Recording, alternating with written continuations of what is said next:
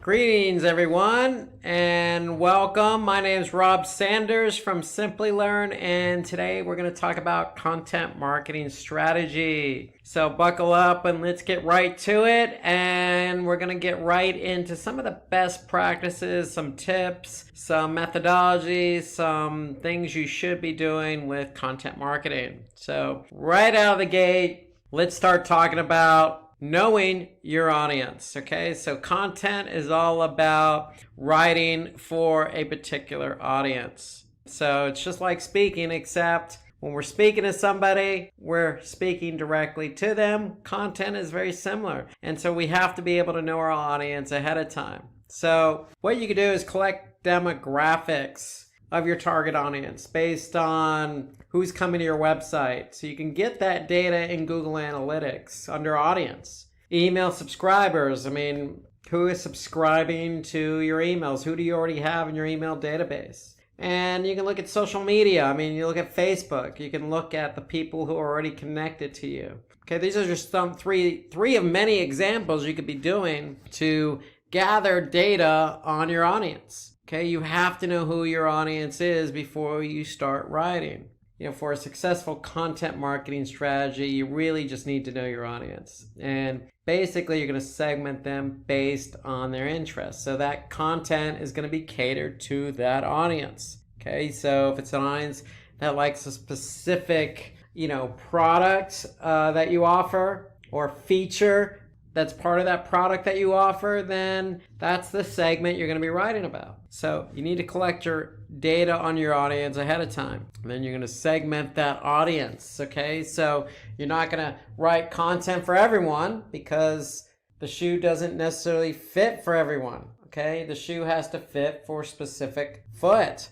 And in this case, we're talking about an audience. We need to be able to segment our audience out. And you could certainly segment them out by age, by gender, by education level, by income, by interest. I mean, these are just some of the examples. Again, it could be new returning or new users versus returning users. It could be users who have purchased from you in the past versus users who haven't purchased from you in the past. It could certainly be an age range, or it could be even going further on interest level, or a combination thereof.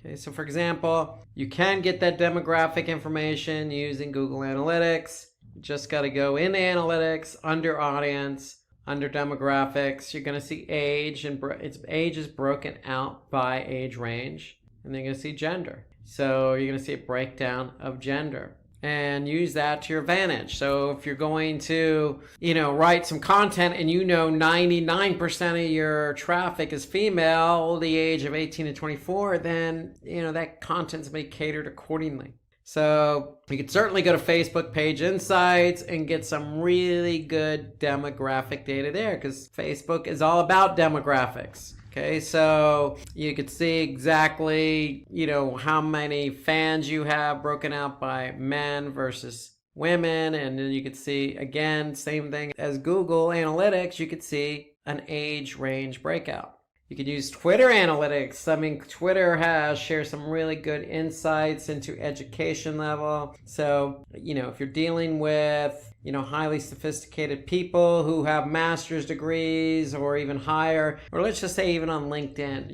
that the majority of the people you're trying to target are C-level, meaning CEOs or CFOs or CMOs, chief marketing officers or chief executive officers, then you're going to cater your message a little bit different than, say, mid-range managers or even high-range managers or even VPs. So use your audience information that you collect on these various platforms to your advantage. Okay, so let's jump into number 2. We want to create high quality content. Now, I know this sounds like a given, but, and I say but heavily, there's not a lot of high quality content out there on the internet. So separate yourself first and foremost. Always, always, always create high quality content. It's going to result in a lot of things that are going to benefit you. One, you're going to come across as, somebody who knows what they're talking about, and that's going to help increase your brand awareness. Okay, when you increase your brand awareness, people know about you, so it's likely going to increase traffic to your website. Or if you're on social media, if you produce good, high quality content, people are going to share that content. Okay, so from an SEO perspective, it can improve website ranking, meaning if you have good quality content, and it's really focused in on a specific topic or a certain set of core words, keywords, then you're going to rank. Improves website dwell time, meaning, hey, you got good content. People are going to hang around to see what else you have to offer. Okay, so it's no secret that, good content usually leads to, quality engagement. And then certainly last but not least, you can gain a lot of leads here, meaning, hey, somebody likes what you have to say, whether it's a video or blog post or infographic, people are going to become more interested, more engaged, spend more time, and that's all going to funnel through to somebody taking that next step in the funnel and becoming more interested in your service or even purchasing one of your products. So creating high quality content involves brainstorming topics and terms. You got to do the upfront work. Due diligence is at work here. So brainstorm some topics. Use a keyword research tool to gather results. So if you have a topic, one of the benefits of quality content is rankings. Go to Google's keyword planner. Understand how much quality and understand how much competition each keyword has, or understand how much volume each keyword has. That's what's available in Google's keyword planner or any keyword planning tool. You always want to create original content. Okay, so you don't want to plagiarize or take somebody else's content, and then you want to support that content with compelling headlines. So if you have a piece of content, you got to get somebody's attention, write a nice headline that's going to grab their attention.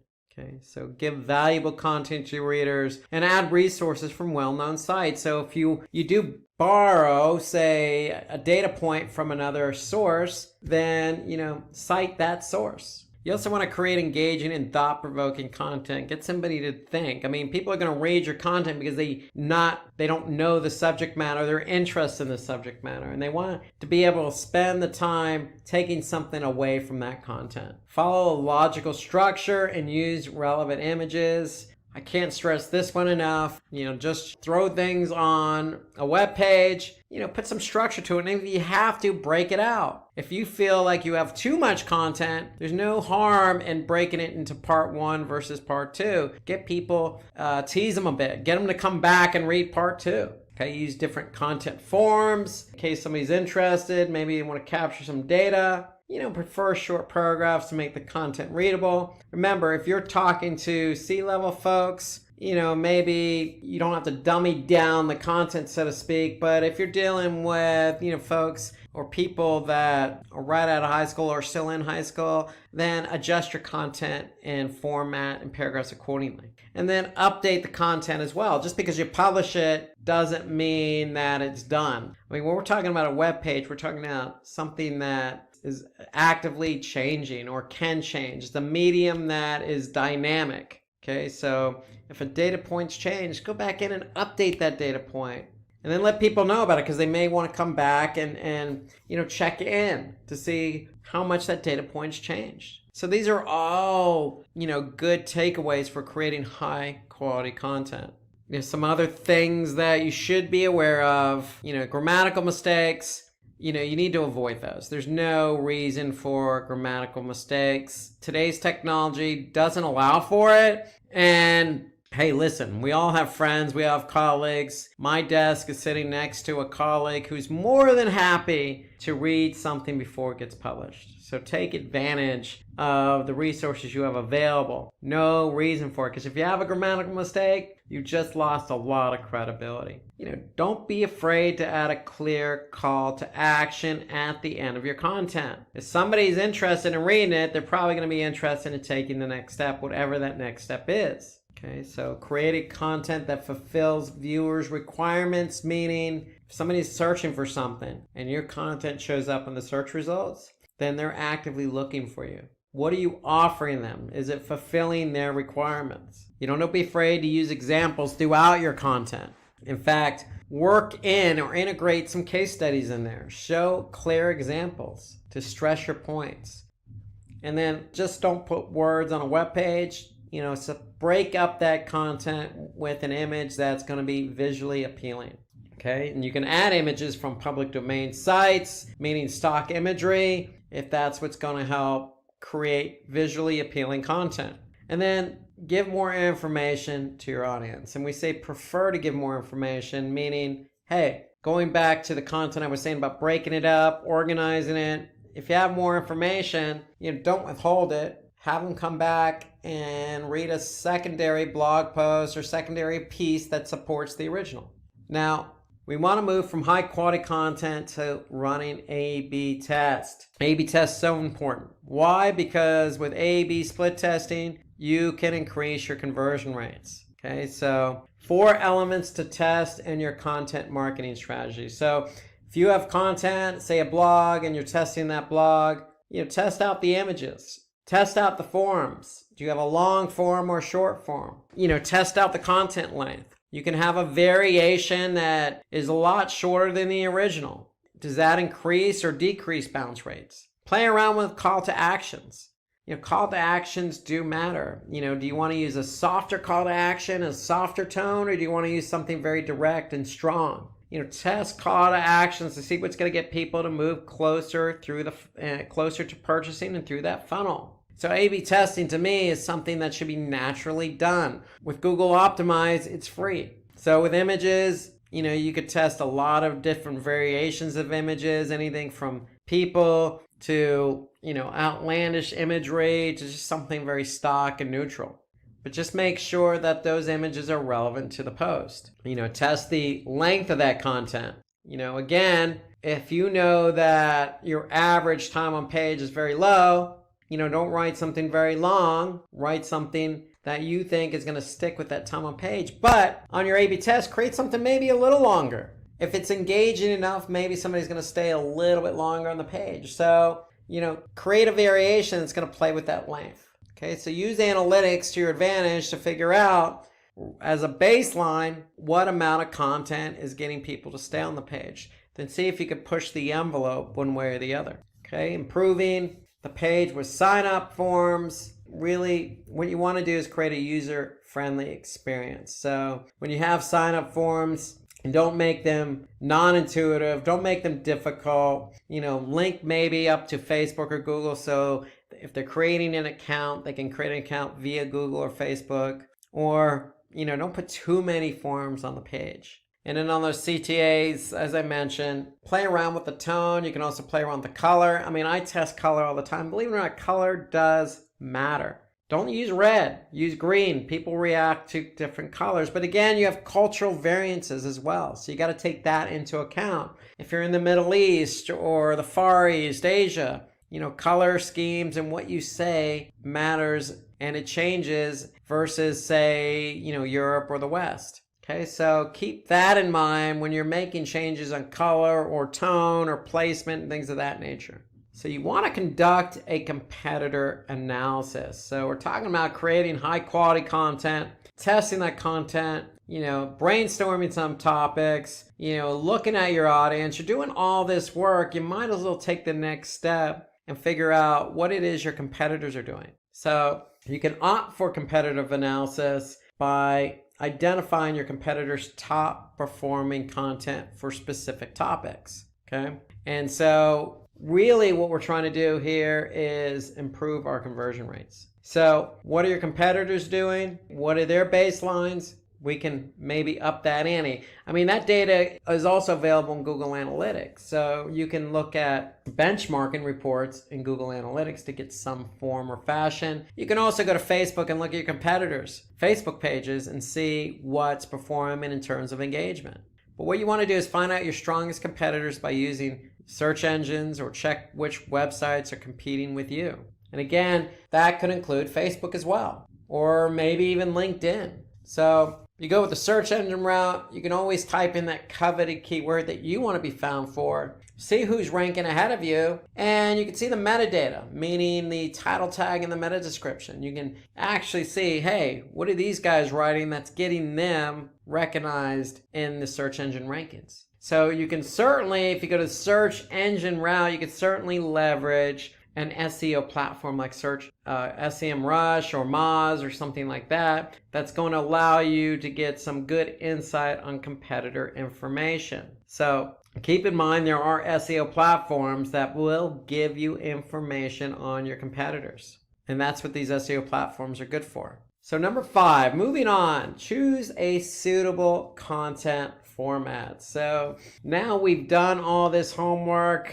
We know what we want to say. We know who we want to say it to. We're ready to do some testing, but we need to find a format because it's not always about a web page per se, meaning content on a web page. There's not always about a blog post with content in that blog post. Okay, we need to decide the type of content that's going to fit what we're trying to say. So again, you can go the traditional route with just posting a blog post, and there's nothing wrong with that because with a blog post, you can incorporate video and imagery. You could also go a more harder route. When I say harder, more, I say official route with an ebook or case study, something that a user is going to be able to take away with maybe download. Okay, something more official, something more in-depth, something with a harder stamp on it. So that shows individuals that you've taken the time, you've done this homework, you've done this research, you've done some really in-depth analysis, and now the proper format for that is not a blog post, it's an ebook. Now, if you're into talking, like I am, then you could certainly do a podcast. And podcasts are always popular depending on the topic. So you got to be aware of the topic. Now, videos are always a good option. You got the likes of Video and YouTube and some other, video platforms out there that allow you the ability to get found very quickly, especially with the likes of YouTube.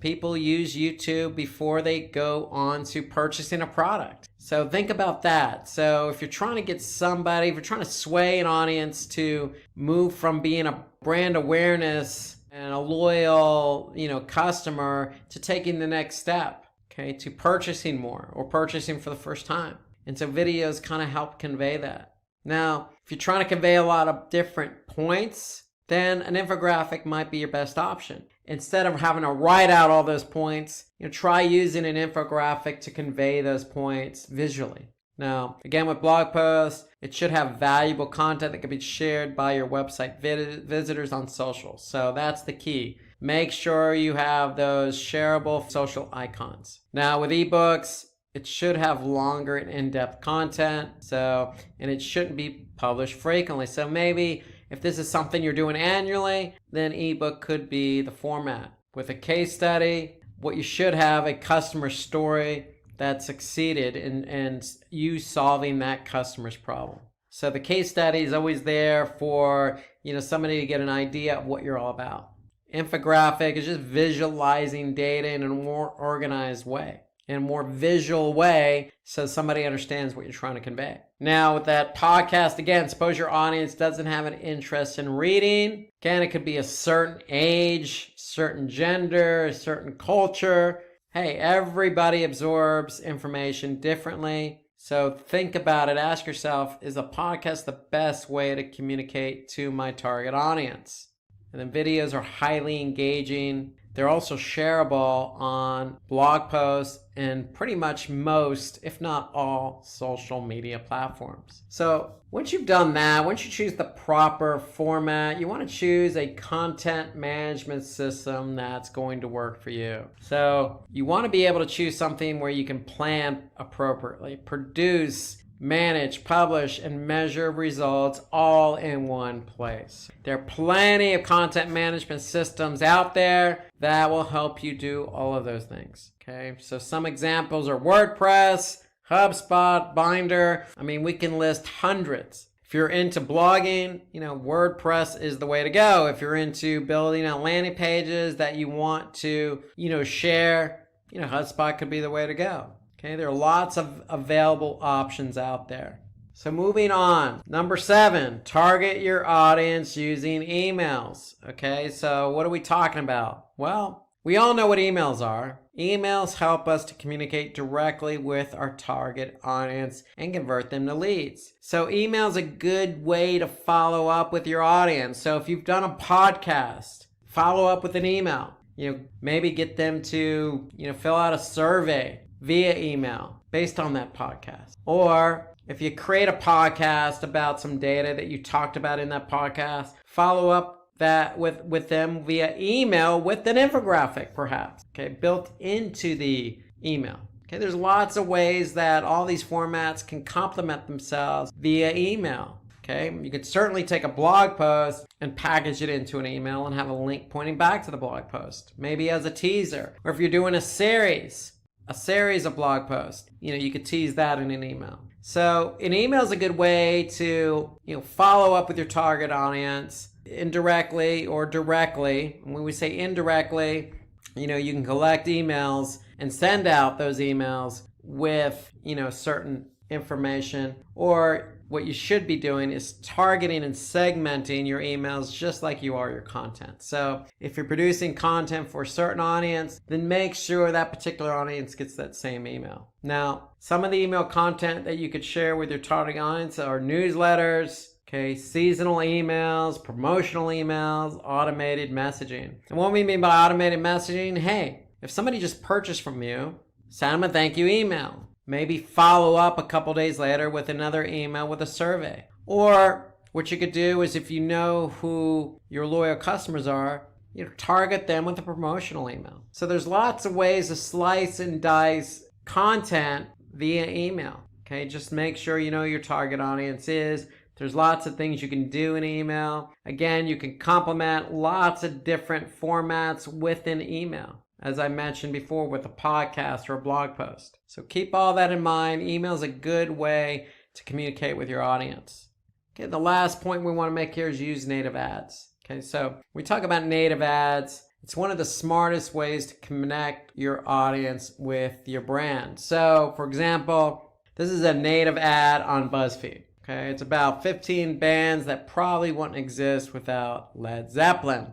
So for you folks out there that don't know who Led Zeppelin is, a rock group from the 70s, late 60s, 70s, disbanded in 80, 81, 82, early 80s, but, people grew up like myself listening to Led Zeppelin, so you could see the headline here, 15 bands that probably won't exist without Led Zeppelin. I'm interested in who those bands might be. Even if you don't know who Led Zeppelin is, you might be inquisitive to say, who is this Led Zeppelin group and what are these 15 bands? The key here is not necessarily the headline or Led Zeppelin per se, but it's a native ad and it's sitting next to content talking about music.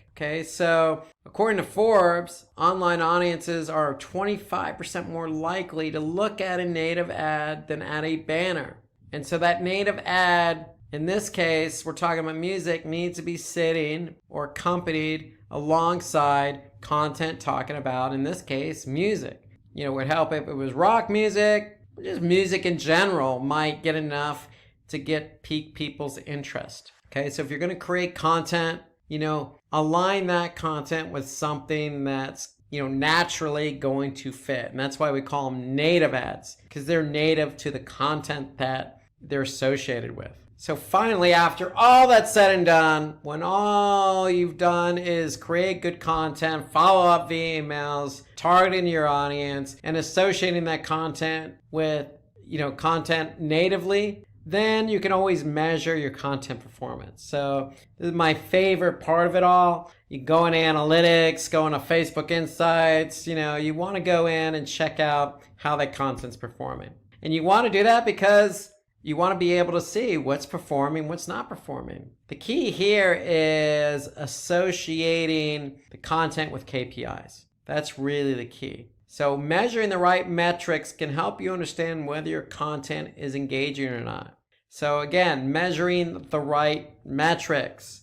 So when we're talking about a video, you're not necessarily going to look at page views, you're going to look at video views. So, some of these basic metrics of users and sessions and page views, bounce rate, dwell time, that's all great, but you just need to make sure that you're aligning the right metric with the right asset. So for example, if you have a case study in an ebook, you want to make sure that you're measuring how many downloads the ebook or the case study received. Again, with the video, you want to measure video views. Now, if you're packaging up emails and sending them out to your target audience, you want to make sure you look at open rates and click rates. Okay, so a lot of things you can be looking at. So make sure you choose the right metrics, because there's hundreds and hundreds of metrics to choose from. So just be aware of all the different metrics that are available. You know, if you're in it for search, okay, how much traffic getting from search? Where are you ranking? So there are a lot of things you need to think about. So think about the content that you're producing and think about how you want to be able to measure that content. So let's go back over our checklist here. So what you could do is create an editorial calendar. In fact, I would highly suggest you create an editorial calendar in order to keep track of all the content you've done over a period of time. Are you making your content worth reading? That means, are you checking the results of that content? What we just went over, measuring the content. Is it worth reading? Have a column set up in that editorial calendar. You know, performing or not performing. If it's not performing, don't do it again. Okay, curate your content. Okay, you always want to, make sure you're reusing or using or adding to the content that you've created. Guest post on influential blogger websites. You want to add statistics, numbers, and quotes to your content. Make it engaging. Make it look like you've done your homework. You can share all your content, not just on social media, but, platforms like SlideShare. Now, you can share it on all social media platforms. I'd highly recommend it. And again, you can even repurpose it as a blog post. So if it's a podcast, then, you can recite that podcast in the form of a blog. Okay, so get some testimonials that support some of your content. Again, create a podcast, you could send out an email with a survey or trying to solicit some testimonials. Or if you post something on Facebook, leverage the feedback you get from Facebook in the form of a testimonial.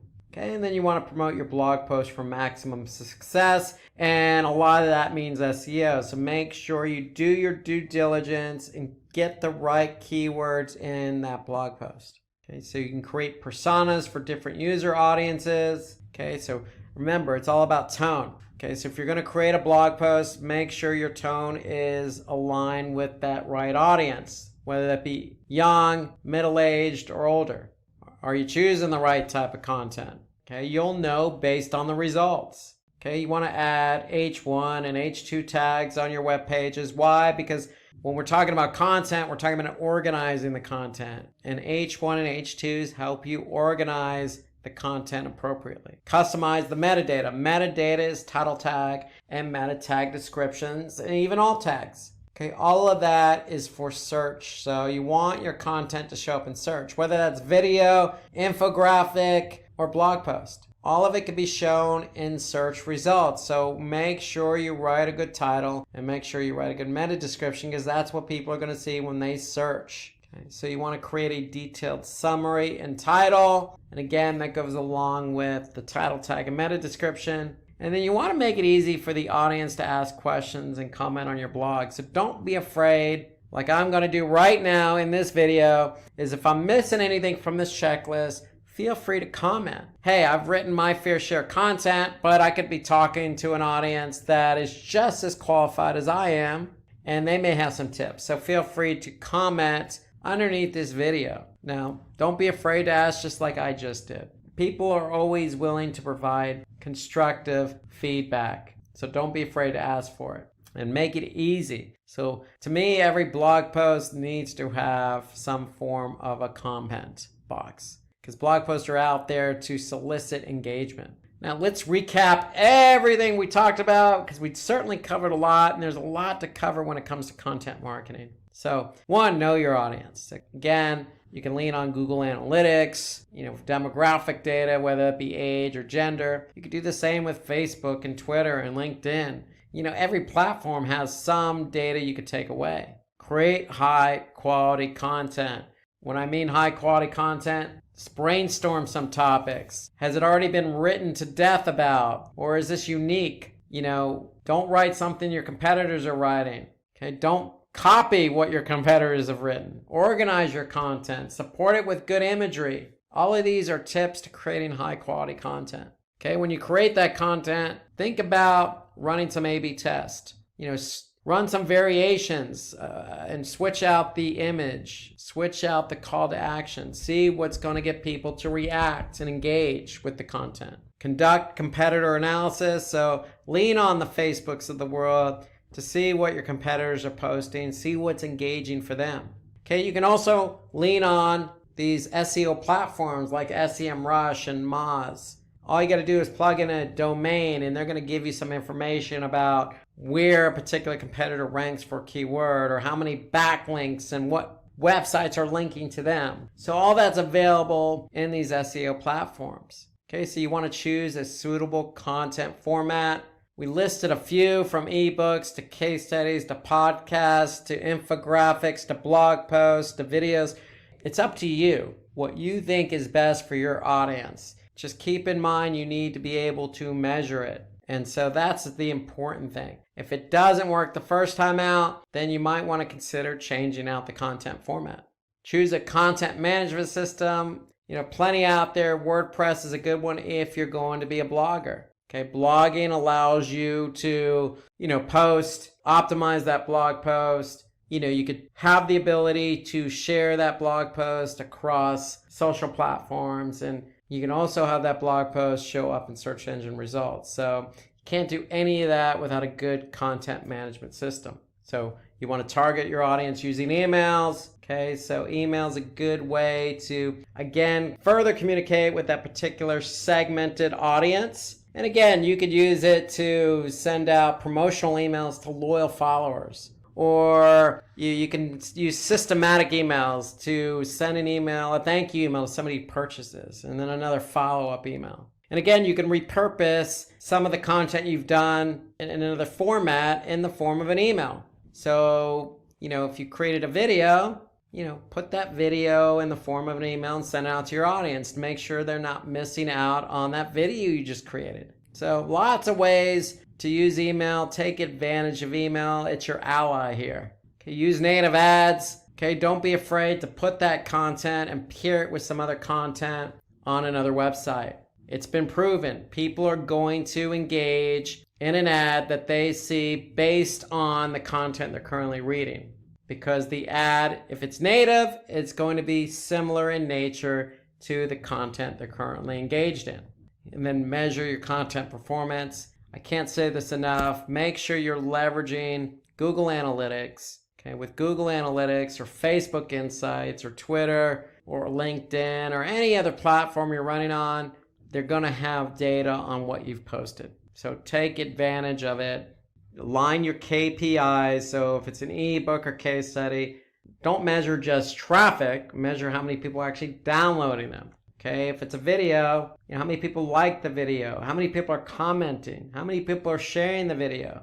How many people are subscribing to your playlist based on that video content? Okay, so these are all things you can measure. Okay, so every platform from WordPress to YouTube to Reddit has some form of analytics associated with it.